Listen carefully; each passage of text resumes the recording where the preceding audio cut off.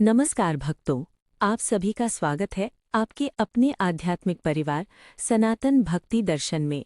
यहाँ हम सनातन धर्म की पावन कथाएं, व्रत त्योहारों का महत्व और शास्त्रों में वर्णित दिव्य प्रसंग आपके समक्ष सरल और भावपूर्ण रूप में प्रस्तुत करते हैं। यदि आप भगवान की भक्ति, कथा और ज्ञान के माध्यम से अपने जीवन को सकारात्मक दिशा देना चाहते हैं, तो हमारे साथ जुड़े रहें। आइए आज सुनते हैं फाल्गुन शुक्ल पक्ष की पावन तिथि पर आने वाली आमलकी एकादशी की दिव्य और कल्याणकारी व्रत कथा।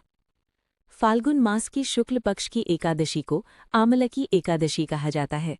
ये तिथि भगवान विष्णु को समर्पित है और इस दिन आंवला वृक्ष की विशेष पूजा की जाती है। शास्त्रों में कहा गया है कि आंवले के वृक्ष में भगवान विष्णु का निवास होता है।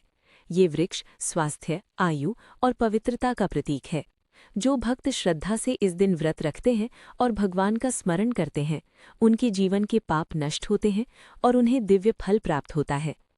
प्राचीन समय में वैदिश नामक नगरी में चैत्र रथ नाम के एक धर्मात्मा राजा राज्य करते थे। वे न्यायप्रिय, सत्यवादी और प्रजा का पालन करने वाले थे। उनके राज्य में सभी लोग धर्म का पालन करते थे और एकादशी का व्रत बड़े श्रद्धा भाव से रखते थे। जब आमलकी एकादशी का दिन आया तो पूरे नगर में उत्सव जैसा वातावरण था। मंदिरों में दीप चल रहे थे, भजन कीर्तन हो रहा था और लोग आंवले के वृक्ष के नीचे एकत्र होकर भगवान विष्णु की पूजा कर रहे थे। राजा चैत्ररथ भी अपने परिवार और प्रजाजनों के साथ आंवले के वृक्ष के समीप पहुंचे। उन्होंने वहां स्वर्ण कलश स्थापित किया, भगवान विष्णु की प्रतिमा रखकर पूजा की और आंवले के वृक्ष की परिक्रमा की। सभी भक्तों ने उपवास रखा और रात्रि भर भगवान के नाम का संकीर्तन करते रहे। वातावरण भक्ति से परिपूर्ण था। उसी नगर में एक व्याध अर्थात एक शिकारी भी रहता था। उसका जीवन हिंसा और शिकार पर आधारित था। उस दिन वो शिकार की तलाश में जंगल गया, परंतु उसे कोई शिकार नहीं मिला।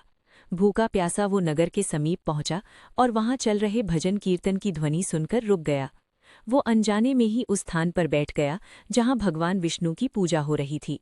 उसने उस दिन कुछ भी भोजन नहीं किया था। इस प्रकार अनजाने में उसका भी एकादशी का व्रत हो गया। पूरी रात वो वहीं बैठा रहा और भगवान का नाम सुनता रहा। प्रातःकाल जब द्वादशी का पारण हुआ तो वो अपने घर लौट गया। कुछ समय पश्चात उसकी मृत्यु हो गई। किंतु आमलकी एकादशी के उस अनजाने व्रत और भगवान के नाम के श्रवण का प्रभाव अद्भुत था। अगले जन्म में वो एक प्रतापी और धर्मात्मा राजा के रूप में जन्मा। उसका नाम वसुरथ था। वो अत्यंत पराक्रमी, न्यायप्रिय और भगवान का भक्त था। एक दिन राजा वसुरथ शिकार के लिए वन में गया। वहां वो शत्रुओं से घिर गया। जब शत्रु उसे मारने के लिए आगे बढ़े, तभी अचानक उसके शरीर से एक दिव्य तेजस्विनी स्त्री प्रकट हुई। उस दिव्य शक्ति ने शत्रुओं का संहार कर दिया और राजा की रक्षा की। राजा आश्चर्य में पड़ गया। उसने विनम्र भाव से पूछा, हे राजन, आप कौन हैं जिन्होंने मेरी रक्षा की? उस दिव्य शक्ति ने उत्तर दिया, हे राजन, मैं तुम्हारे पूर्व जन्म में किए गए आमलकी एकादशी व्रत का पुण्य हूँ। उसी पुण्य के प्रभाव से आज तुम्हारी रक्षा हुई है। ये सुनकर राजा की आंखों में आंसू आ गए। उसने समझ लिया कि भगवान की भक्ति और एकादशी का व्रत कभी निष्फल नहीं जाता। चाहे वो अनजाने में ही क्यों न किया गया हो, उसका फल अवश्य मिलता है। आमलकी एकादशी का ये संदेश अत्यंत गहरा है। ये व्रत केवल शरीर को उपवास में रखने का नाम नहीं, बल्कि मन को भगवान के चरणों में स्थिर करने का साधन है।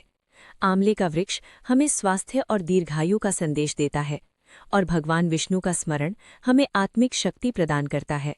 इस दिन जो भक्त श्रद्धा से भगवान का नाम जपते हैं, कथा सुनते हैं और रात्रि जागरण करते हैं, उन्हें महान पुण्य की प्राप्ति होती है।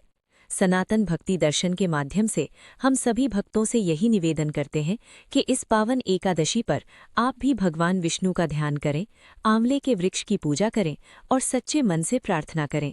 प्रभु की कृपा से जीवन में सुख, शांति और समृद्धि का प्रकाश अवश्य आएगा। हरि नाम का स्मरण करते हुए बोलिए, ओम नमो भगवते वासुदेवाय। जय श्री हरि। सनातन भक्ति दर्शन।